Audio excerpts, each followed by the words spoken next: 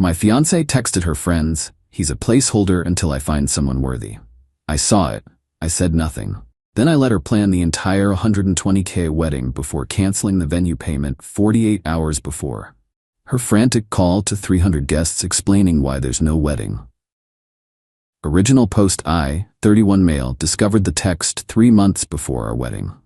Victoria, 29, left her phone on the coffee table while showering. It buzzed. Her friend group chat preview showed on screen. "Girl, you're hilarious. Poor Derek has no idea." Normally I'd never look, but something about poor Derek made my stomach drop. I picked up the phone. Face ID didn't work, obviously, but the preview showed enough. Scrolled through notifications from the group chat, queens only. Victoria: "Honestly, Derek's sweet, but let's be real. He's a placeholder till I find someone on my level. His family's money helps though. Wedding of my dreams on daddy-in-law's dime." Victoria: "Already talking to this entrepreneur Matthias. Now that's husband material." Her friends ate it up. Laughing emojis, savage queen comments, advice on keeping me around till she upgrades. I set the phone down exactly as I found it. Went to the kitchen, made dinner like normal. She came out, kissed my cheek, gushed about wedding prep. I smiled, nodded, played along. See, Victoria didn't know something crucial. While my dad was funding the wedding, his gift to us, everything went through me first. Every vendor contract, every payment. Dad transferred the money to my account. I handled the actual transactions. Victoria just picked what she wanted. I made it happen. The wedding was set for September 15th. Today is September 13th. Yesterday, I canceled every single payment that hadn't been processed yet. Venue? Canceled. 48-hour cancellation policy meant full refund. Catering? Canceled. 72-hour policy, full refund. Flowers, photographer, DJ, all canceled. Only lost deposits on the cake and her dress, already purchased. Haven't told Victoria yet. She's at her bachelorette weekend at a resort spa. She gets back tonight. 300 guests are expecting a wedding in 48 hours. There isn't one. Let the games begin. Update 1. She got back from her bachelorette trip at 11 p.m. last night. I was asleep on the couch. This morning, shit hit the fan. 6 a.m. Her phone started exploding. First call was from the venue coordinator. "Victoria, hi Michelle. Just checking everything's perfect for Saturday." "Miss Victoria, I'm confused. Mr. Derek canceled everything 2 days ago. We've already rebooked the space." The sound Victoria made was indescribable, like a cat being strangled. "What? There must be a mistake." "No mistake. He canceled and we processed the full refund per our policy. We assumed you knew." Victoria hung up and immediately called the caterer. Same story, then the florist, the photographer. Each call, her voice got higher. "Derek! Derek, wake up." I groggily sat up. "Morning, babe. What's wrong?" "Everything's canceled. The venue, the food, everything. Someone canceled our wedding." "Oh yeah," I said, stretching. "That was me." Silence. The kind where you can hear your own heartbeat. "You? What?" I pulled out my phone, showed her screenshots of her texts. "Placeholder? Really? And who's Matthias?" Her face went white, then red, then this weird purple color. "You went through my phone?" It was on the table. Notification showed. "But that's your concern? Not the fact you called me a placeholder?" "Those were private conversations, jokes between friends." "Jokes? You literally said you're using me and my family's money while shopping for my replacement." "I didn't mean it like that. You're twisting everything." "Am I?" Let me read this one back. "Derek's basically a golden retriever with a bank account, loyal, simple, and funds my lifestyle." She started crying, not sad tears, angry tears. "You ruined everything. 300 people are coming. My parents flew in from Europe. The deposits. Your parents can enjoy their trip, maybe visit some museums, and the only deposits lost were on your dress and the cake. About $3,000 total. Consider it a breakup fee. You can't do this. The invitations are set. My cousins are driving up. My coworkers. Sounds like you better start making calls." She grabbed her phone, then stopped. "Wait, how am I supposed to explain this? Tell them the truth, or make something up? Not my problem anymore." "This is insane. Over some girl talk?" "Girl talk where you call me inadequate and discuss my replacement while spending my father's money on a wedding you apparently don't even want." She tried everything then. Tears, begging, threats. Even tried seduction. Seriously, she started unbuttoning her shirt. I just sat there eating cereal. Derek, please, I love you. Those texts were just venting. Every bride gets cold feet. Cold feet is different from actively pursuing another man. Who's Matthias, by the way? Her eye twitched. Nobody. Just someone I met at a networking event. The entrepreneur whose husband material? Stop throwing my words back at me. People say things they don't mean. For 3 months? The texts go back 3 months, Victoria. She switched tactics. Your family will be devastated. Your mom loves me. Already told them. Dad's reaction? Better 3K loss than 120K on a sham wedding. Mom said, and I quote, I never liked her anyway. You told them? When? Last week, after I screenshotted everything and consulted a lawyer about recovering the engagement ring. You want the ring back? It was a gift. Conditional gift in this state, given in contemplation of marriage. No marriage, ring comes back. She threw it at me. Literally chucked it at my head. I dodged. There, take your stupid ring.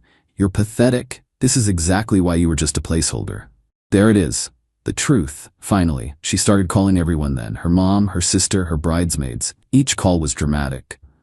Derek lost his mind. He sabotaged everything. He's having a breakdown. I started a group text to all my groomsmen. Wedding's off.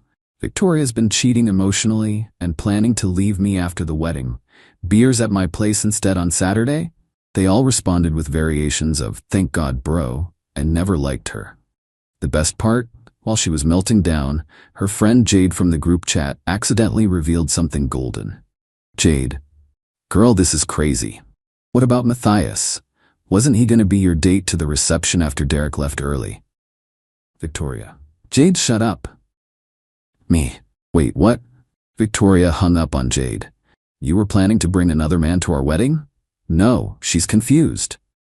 Victoria, you were going to bring your backup to our wedding reception? She just stared at me, then grabbed her purse. I'm going to my sister's. This isn't over. It's been over since you typed placeholder. But sure, go ahead. She slammed the door so hard a picture fell off the wall. It was our engagement photo. The glass cracked right down the middle. Poetic. Now I'm sitting here, fielding calls from confused relatives, while she's apparently at her sister's house trying to figure out how to explain to 300 people why there's no wedding. My buddy just texted, bro, she's posting on Instagram that you had a mental breakdown. Comments are wild. Time to make my own post, I guess. Update 2. The entitlement escalation has been spectacular. First, the social media war. Victoria posted that I had a complete mental breakdown and destroyed our future over my insecurities. Her friends rallied. Comments about toxic masculinity, fragile egos, how I couldn't handle a strong, independent woman. So I posted the screenshots, all of them. 3 months of her calling me placeholder, discussing Matthias, planning to use the wedding gifts to furnish an apartment she'd get after leaving me.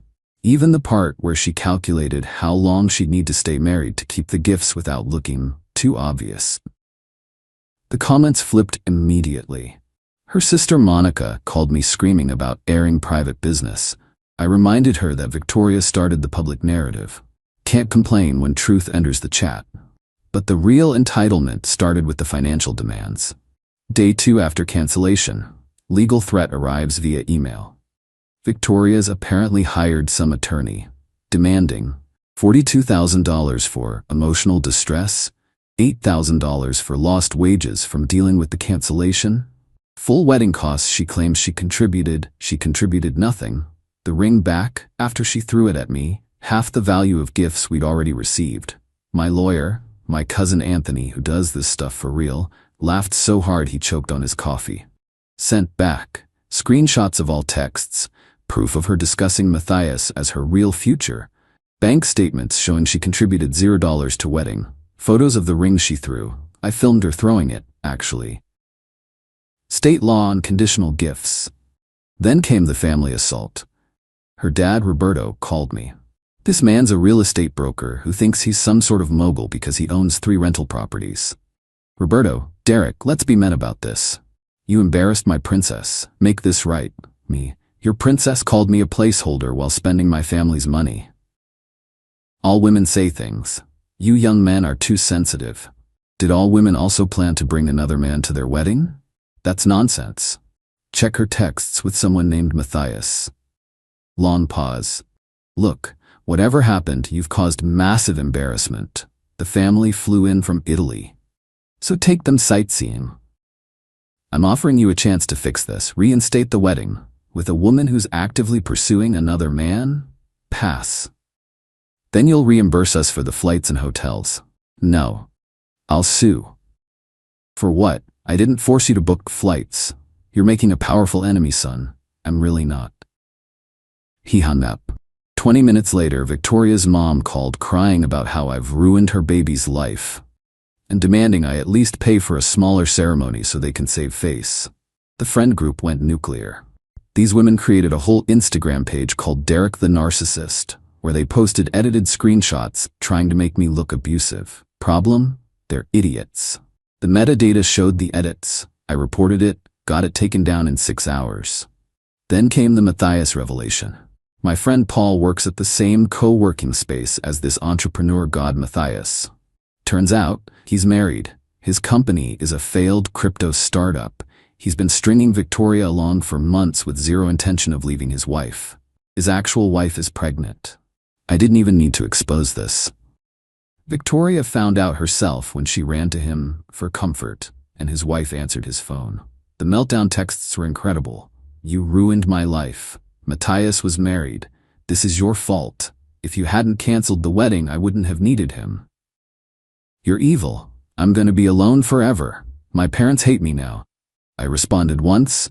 You should have thought about that before calling me a placeholder. Then the real dirty trick started.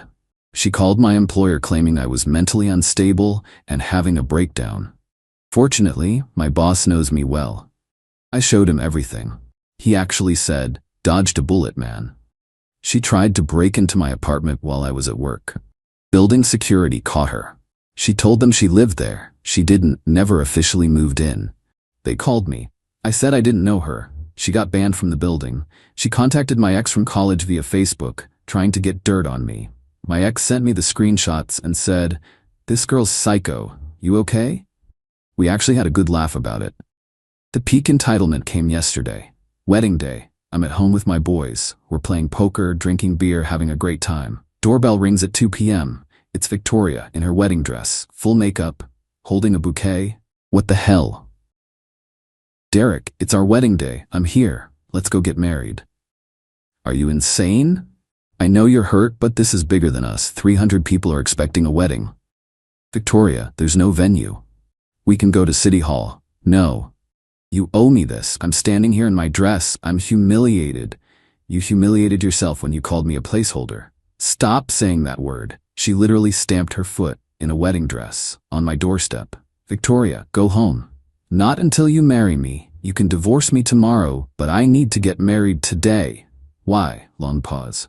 Then she breaks down. I told everyone at work I was getting married. They threw me a huge party. Gave me gifts. If I don't get married, I have to return everything and explain why. The entitlement.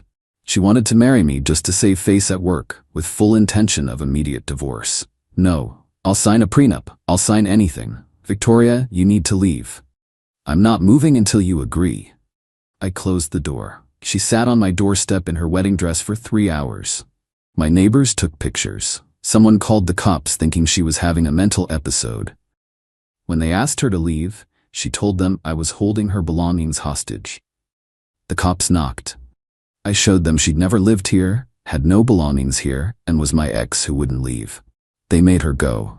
But not before she screamed, "You'll regret this. No one will ever love you like I did."